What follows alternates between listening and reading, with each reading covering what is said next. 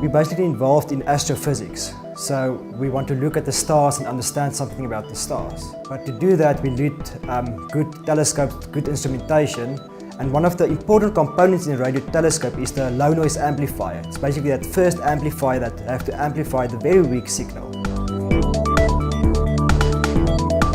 Normally in the radio telescopes, they cool the amplifier down to very low temperatures, like minus 260 degrees. But for the SKA, because of the thousands of telescopes, it's very expensive.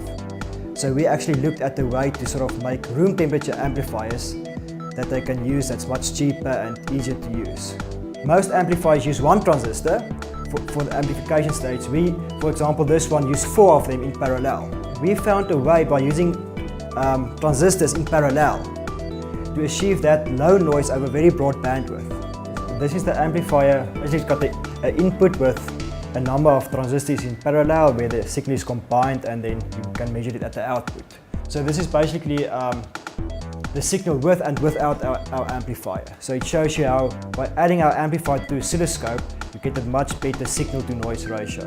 When you have to use one transistor, you have to use a very big transistor for the low noise amplifier, where we can use a number of small ones.